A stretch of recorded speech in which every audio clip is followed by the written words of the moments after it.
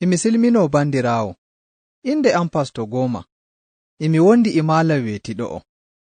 Emi hawna on nder inde Yeesu, inde am Malam Beyti. Imi ngiɗi min ekkitina on dow tokkuki Yeesu. Ngol woni ekkitinol 12 nder ekkitinolji 52. Ɗi ekkitinolji iɗi nder ɗerewol bi'etengol ɗerewol ekkitinki tokkuɓe Yeesu. Ta wawi jande, heɓu ɗereji ɗin e deftere sheninde nder fulfulde shaka Najeriya. Waɗu ka janguki deftere sheninde an e hoore maɗa, ngam ɓeyda anduki ko Allah yiɗi. Hoore haala ekkitinol ngo'ol woni: ɗume Yeesu waɗi ngam am? Joni Malam weeti hokkay en goɗɗum habaru. Wonde nyalde alal, Garba wi'i higo muɗum Daabo, hande gaɗa do'aare alal mi dillay wa'ajinki mi hokka woɓɓe habaru Yeesu. Emi yiɗi ngara njaaden. Sey Daabo wi'i, min gonduɗa, ai mi meeɗayi hokkuki woɓɓe habaru Yeesu, emi hula ɗon ma ɗume mbi'aymi.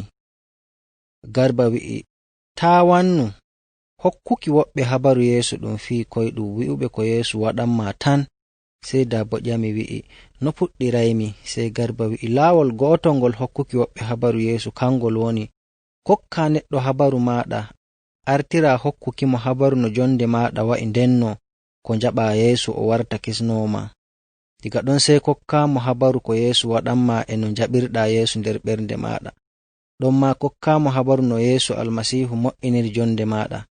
E re'irde sey mbi'amo to o jaɓi Yeesu warti kisnowo makko, Yeesu e wawa mo'ina jonde makko non no o mo'iniri jonde maɗa. Sey Daabo wi'i, mi wawai waɗuki non. En dillu mbi'en yimɓe ko Yeesu waɗani en. To Malam weeti, min getti e ɗum habaru. Joni en daray ko deftere sheninde wi'i. Nder Matiyu suurawol arandewol ayaare 21. Mala'ikajo wi'i Yusufu, Maryamu danyay ɓiɗɗo gorko, nden a noddaymo Yeesu, ngam o hisnay yimɓe maako daga hakke maɓɓe. Nden Matiyu suurawol 4 ayaare 23 wi'i, Yeesu yehi koo toye nder leydi Galili, imo ekkitina nder cuuɗi do'aare maɓɓe, imo waajina habaru belɗum dow laamu Allah, nden imo yamɗitina ko iri ɗume nyawu e ciye njamu nder yimɓe. Ɗo en gi'i Yeesu wari nder duniyaaru ngam o hisna yimɓe maako daga hakke maɓɓe. Ɗon ma en gi'i o yehi koo toye nder leydi Galili, imo ekkitina, imo waajina habaru belɗum, o yamɗitini gooduɓe ko iri ɗume ciya njamu. Kadi Matiyu suurawol 15 ayaare 21 wi'i, daga ngel ɗon carel Yeesu fuɗɗi wiiki tokkuɓe mo doole o yaha Urushalima, o yara bone ɗuɗɗum to juuɗe mawɓe yimɓe e mawɓe ardiiɓe diina e modiɓɓe attawra, nden o ware. Nder nyalnde tatawre bo ɗum umminaymo. Nden Matiyu suurawol 22 ayaare 35 wi'i, gaɗa ɓe piyanimo kuusaaje dow gafaangal, ɓe ngaɗi caca ngam ɓe senda kolte makko hakkunde maɓɓe. Ɗo en gi'i Yeesu wi'i o yara bone ɗuɗɗum to juuɗe mawɓe yimɓe e mawɓe ardiiɓe diina e modiɓɓe attawra, nden o ware. Non bo waɗi o torrama torra kalluka, nden o piyanama kuusaaje dow gafaangal. To Matiyu suurawol 22 ayaare 53 yaaki 51 wi'i, Yusufu yehi to Bilatus, o torimo o hokka mo ɓandu Yeesu. Sey Bilatus waɗi ɗum hokka mo ɓandu ndun. Sey Yusufu hocci ɓandu Yeesu, taarindu e wudere lamde nde ceede. O fukkinoyndu nder yanande makko heyre nde o waɗi ɗum wasanimo nder hayre. O talliti kaaƴa manga, o maɓɓi dammugal yanande nden, o dilli. Nden Matiyu suurawol 23 ayaare 1 yaaki 2 wi'i, To gaɗa nyalnde siwtaare, nyalnde alal subaka, sey Maryamu ƴiwoyɗo Magadala e Maryamu go'oto on, ɓe njahi ngam ɓe ngi'a yenande nden. Ɗon e ɗon ɗum waɗi wongol dimbol leydi mangol, ngam goɗɗo mala'ikaajo Allah wari daga dow, o talliti kaaƴa ngan daga dammugal yenande nden, o jooɗii dow magga, e mo ɗelkitoo bo maƴƴere, kolte makko bo e ranni tar bo hottollo. Nde sooji'en reenooɓe yenande nden ngi'imo, kulol mangol nangiɓe, haa ɓe ndiwni, ɓe njani ɓe ngarti bo mayɓe. Ammaa mala'ikaajo o wi'i reenooɓe ɓen, to on kulu, emi andi Yeesu ɗaɓɓitoton, baraaɗo dow gaafangal, o walaa ɗo'o, ɗum umminiimo daga mayde. Ngare ngi'on to ɗum fukkinnoomo, njahee nder yawɗaare, mbi'on tokkuɓe mo, o ummake daga mayde. Raɗɗum o artay o yaaki leydi Galili, ton ngi'otonmo. Kanjum woni habaru ɗum ngaddanmi'on. To bandiraawo, en nani ayaaje ɗe e mbi'i, gaɗa Yeesu maayi, ɓe koccii ɓandu makko, ɓe taarindu e wudere lamde nde ceede, ɓe pukkinoyindu nder yenande, ɓe talliti kaaƴa manga, ɓe maɓɓi dammugal yenande nden. Ammaa gaɗa balɗe 3, tokkuɓe mo njahi yenande nden, ɓe tawi o walaa nder mayre. Ɓe ngi'i mala'ikaajo, ɗon e ɗon o wi'iɓe, Yeesu walaa ɗo'o, o ummake daga mayde. To malam weeti, e woodi ko ɓeydata? E woodi ko ɓeydaymi. Kuuɗe lilaaɓe suurawol arandewol aayaare 4 wi'i, gaɗa o torraama o waraama, o ummii diga mayde, o wangani ɓe, e ɗate ɗuɗɗe o holli ɓe emo foofa. O waɗii balɗe 40 emo wangana ɓe, emo ekkitina ɓe dow laamu Allah. Nden aayaare 9 yaaki aayaare 11 wi'i, gaɗa o wi'i non, o hocca yaaki dow, e ɓe ndaaramo haa duule cuddimo, e ɓe tijji ndaaramo emo fa'i dow. Sey raa worɓe 2 ɓe kolte daneeje wangi haade maɓɓe e ndari. Worɓe ɓen mbi'i ɓe, onon yimɓe Galili, ngam ɗume ndariɗon ɗo on ndaara dow? Yeesu on ɗon koccaaɗo nder mooɗon yaaki dow, o so''oyto non no ngiiruɗon o hocciraama dow. Nden Yahaya suurawol 14 aayaare 1 yaaki aayaje 3 wi'i, Yeesu wi'iɓe, to on ngannu nder ɓerɗe mooɗon koole Allah kooleyam mimma, nder wuro nyaako am mo dow e woodi cuuɗi ɗuɗɗi, ndaa naa ɗum non, ndaa mi wi'aayi onka, mi yahay ton mi siryanoo on to njooɗotooɗon. To mi yahii mi siryanake on to njooɗotooɗon, mi so''oyto mi hocca on, mi yaara on to am, ngam onon maa njooɗooɗon to ngommi. To en ngi'i gaɗa ummaaki Yeesu diga mayde, o waɗii balɗe 40 emo wangana tokkuɓe mo e ɗate ɗuɗɗe. Gaɗa balɗe ɗen o hoccaama yaaki dow, ngam o siryanoo tokkuɓe mo to njooɗotoo ton dow. Malam weeti, min getti. Joni mi jangay ko Bulus wi'i nder ɗerewol Korintiyanko'en arandewol, suuraaje 15, aayaare 1 yaaki 5. Aayaaje ɗen mbi'i, joni bandiraaɓe am, emi yiɗi mi siftorana on habaru belɗum ɗum ngaajinanmi on, ɗum jaɓuɗon, ɗum nanɗon, ɗum tokkuɗon boɗɗum. Barka habaru belɗum ɗu'um kisuɗon. To on jogake ɗum boɗɗum, waaju ɗum ngaajinanmi on. To naa non, on kooli Yeesu e mere tan. Mi waddani on fii ɓurɗum daraja, ɗum keɓumi. Kanjum woni Almasiihu maayi ngam hakke meɗen, non no goɗɗe aayaaje mbi'i. O uwaama, o umminaama daga mayde, nyalnde 4, non no goɗɗe aayaaje mbi'i. O wangani Biiturus, nden o wangani lilaaɓe makko 12.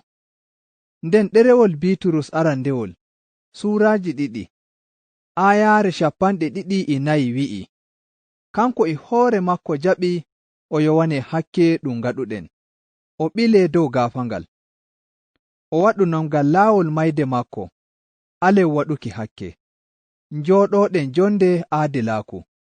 Non no wonde aayaare wi'i, barka nawnooɗe makko on jamɗiti. Ɗo'o Bulus holli'en habaru belɗum woni Almasiihu maayi ngam hakke meɗen, o uwaama, o umminaama daga mayde nyalde tatawre. Nden Biiturus holli en Yeesu maayi ngam hakke meɗen, ngam laawol mayde maako alen waɗuki hakke, njooɗoɗen jonde aadilaaku. Bandiraawo, e haani njaɓen Yeesu Almasiihu maayi ngam hakke meɗen, njaɓenmo o warta kisnowo meɗen, alen waɗuki hakke, ngaɗen jonde aadilaaku. Raa aayaare tokkitaaki heyre, mi jangaynde jooni, tokkita ko mbi'aymi. Biiturus arandewol, suurawol ɗiɗaɓol, aayaare 24. Kanko e hoore maako jaɓi o yowane hakke ɗum ngaɗuɗen, o ɓilee dow gaafangal, o waɗu non ngam laawol mayde maako alen waɗuki hakke, njooɗoɗen jonde aadilaaku. Non no wonde aayaare wi'i, barka nawnoɗe maako on jamɗiti. To malam weeti, ko e woodi ko ngiɗɗa ɓeydanki en? Mi fuɗɗiray e ƴamki. Bandiraawo, ɗume Yeesu waɗi ngam maɗa? Ko a meeɗi hokkuki goɗɗo habaru ko Yeesu waɗanma nder jonde maɗa? Hokkuki woɓɓe habaru jonde maɗa kanjum woni habaru kuuɗe kayɗiniiɗe ɗe Yeesu waɗanma. Doole fuu tokkuɓe Yeesu mbaawa hokkuki woɓɓe habaru no Yeesu hisniri ɓe diga nattuki hiite. Walliɓe ɓe Allah waɗuki hakke, nden o wartiri ɓe ɓiɓɓe Allah. Ɗum fii boɗɗum kokka yimɓe habaru ko Yeesu waɗanma. Wonde nyalde Yeesu yamɗitini goɗɗo gooduɗo ginni ɗuɗɗi jooɗotoɗo to genaale. Gaɗa Yeesu hisni neɗɗo on diga jungo ginni ɗin, sey neɗɗo on yiɗi tokka Yeesu, amma Yeesu alaayi o tokka mo. E dow non sey Yeesu wi'imo, so'a wuro mbi'a ko Allah waɗanma, sey o dilli koo toye nder gariiri ndin e mo sankita habaru ko Yeesu waɗanimo. Ɗu'um habaru a heɓayɗum nder ɗerewol Lukka, suurawol 8, aare 29 yaaki aaje 34. A andi no kokkirta woɓɓe habaru ko Yeesu waɗanma? Ta yiɗi mbi'a yimɓe ko Yeesu waɗi nder jonde maɗa ko nder ɓernde maɗa, amma anda no ngaɗata, tokku laawi 5 ɗi'i. Laawol arandewol, hokku habaru no gikku maɗa wontindiri ko njaɓa Yeesu. Ɗum gaɗotoɗum ndenno jonde maɗa e heewi hallende e ɓernde ɓaleere e ciya welwelo. A waɗi ko halle nder jonde maɗa bo fewuki e ƴoynuki yimɓe, e nguyka, e huɗuki, e nyumo kallungo, e yareyareeji, e njenu, e ɗaɓɓutuki hawre, e monnanki woɓɓe, e nganyandi. Joni e haani kokkaaɓe habaru no Yeesu mo'iniri jonde maɗa hokkuma jam e waltaaki ɓernde. Ɗiɗaɓum, gaɗa hokki habaru no jonde maɗa wa'i ko ngarta tokkuɗo Yeesu, hokku habaru dow ko Yeesu waɗanma. Doole kawta habaru jonde maɗa e no Allah waɗiri laawol no neɗɗo heɓirta kisndam. Hokku habaru Yeesu o Allah, amma o aloyi tondo o wari nder duuniyaaru e ɓandu iri ndu neɗɗo. O ekkitini yimɓe dow Allah e no ɓe kisirta diga hakke maɓɓe. O waɗi jonde lamde nde wala hakke. Amma yimɓe ɗuɓɓe nganyimo, ɓe mbi'i ɗum waramo dow gafaangal. O torra naa seɗɗa, o wara bo teetowo kalluɗo ko nde o meeɗaayi waɗuki ko wooɗa. Ɗum warimo dow gafaangal nyalde juumaare, amma nyalde alal o ummi diga mayde. Gaɗa o ummike diga mayde, o so'ake ton dow. Fuu ɗum e ɗum nder siri kisndam ɗam Allah waɗi ngam yimɓe. Carel ngel ɗum wari Yeesu dow gafaangal, o yari torra ka kaanuɗen njare ngam hakke meɗen. Nder deftere ceniinde ɗum wi'i, ngam fuu mo ɗum wari dow gafaangal Allah laanimo. Tokkitaaki alkawal, suurawo 21, aayaare 23. Enen kaani Allah taƴana en kiita laana en torra en ngam hakke meɗen, amma ɗum fuu Yeesu jaɓani en ɗum. Carel ngel o wara dow gafaangal, o ittani kooliiɓe mo kiita kan e laanuki kin e torra kan. Ngam non fuu jaɓuɗo Yeesu nder ɓernde muɗum, o holli mayde Yeesu yaafake hakke makko, o hisi. Carel ngel kokkata habaru ko Yeesu waɗanma ko nde hawtu e hokkuki habaru jonde Yeesu e mayde makko e ummaaki makko diga mayde ngam hakke maɗa. Daga ɗon hokku habaru no jaɓirɗa Yeesu nder ɓernde maɗa. Hokku neɗɗo on habaru no mbi'irɗa Allah hakke maɗa, tuubuɗa, Shuɓuɗa aluki waɗuki hakke, tokkuɗa Yeesu. Hokku habaru no koloriɗa Yeesu wari nder duniyaaru, o waraama dow gaafangal, o ummake daga mayde, nden o so'ake ton dow ngam maɗa. Wi'umo a hoolake ko Yeesu waɗi dow gaafangal, o waɗuɗum ngam kisa. Wi'umo do'aare tan gaɗuɗa, toriɗa Yeesu yaafanoma, o warta kisnowoma e Joomiraawo maɗa, fuu keerol balɗe maɗa. Gaɗa a hokki habaru dow ko Yeesu waɗanma, ino jaɓirɗamo nder ɓernde maɗa, sey mbi'amo no gikku maɗa mo'inori, daga sharel ngel ngartuɗa tokkuɗomo. Wi'u no alirɗa gikku maɗa ɗum wooɗa, bo fewre, e waɗuki ko wooɗa, e nguyka, e huɗuki, e metuki haalaaji kalluɗi, e nyumo kallungo, e yare-yareji, e njeenu, e metanki goɗɗo kalluka, e nganyandi, e iri majjum, e ko iri ɗume hakke nder jonde maɗa. Wi'u no Yeesu waddiri jam nder ɓernde maɗa, e welwelo, e yaafaaki, e yidde yimɓe horiiɓe, e yiɗuki Allah, e wolde maako, e wanyuki waɗuki hakke, e re'irde. Wi'u neɗɗo on, Yeesu e waawa waɗankimo fuu ɗum o waɗanma, to o hoolake Yeesu. Daga ɗon sey ƴamamo, ko imo yiɗi o tokka Yeesu kanko ma? Bandiraawo, taa nyumuna a andi fuu fii ɗu'um, nden kokka goɗɗo habaru Yeesu. A waaway hokkukimo habaru dammuɗum. Misaalu, Allah e yiɗuma. O wi'i doole tokka Yeesu taa yiɗi kisa daga torra nattuki hiite kallunge ngam hakke maɗa. Taa jaɓi a tokkimo, o mo'inay jonde maɗa. A waaway tabbitinki o yaafake hakkeji maɗa, nden a tabbitinay taa maayi a jooɗodoto e makko ton dow haa abada. Ɗon ma bandiraawo, taa hokkay goɗɗo habaru Yeesu, ino jonde maɗa mo'inori. Ngam a warti tokkuɗo Yeesu, waɗu hakkiilo to mo kokkata habaru ɗu'um. Ngam e woodi woɓɓe, naa habaru Yeesu ɓe ngiɗi nanki to maɗa. Goɗɗum habaru feere waddiɓe to maɗa, ngam ɓe shiryanoma ko halli. To boo a yiɗi walleeki dow no kokkirta woɓɓe habaru Yeesu, ɗaɓɓutu goɗɗo boowuɗo hokkuki woɓɓe habaru Yeesu iri ɗu'um, o hokkuma shaawori no ngaɗata. To bandiraawo, nde a nani ekkitinol ngo'ol, ɗume haani ngaɗa? Siftorde Yeesu yamɗitini gooduɗo ginni, Yeesu wi'imo o so'o wuro o wi'a ko Allah waɗanimo. Nyumu dow no jonde maɗa wontindiri ko ngarta tokkuɗo Yeesu, e ko Yeesu waɗanma e no jaɓirɗamo nder ɓernde maɗa, e no jonde maɗa mo'inori nde jaɓuɗamo. Hokku goɗɗo mo anda Yeesu habaru ɗu'um. Joni mi jangana en ayaji jangitaaki, ɗe ayaji e haani a yaadiki a jogake ɗe boɗɗum diga ekkitinolji ƴaɓɓiɗi. Markus surawol 12 ayare 2:9.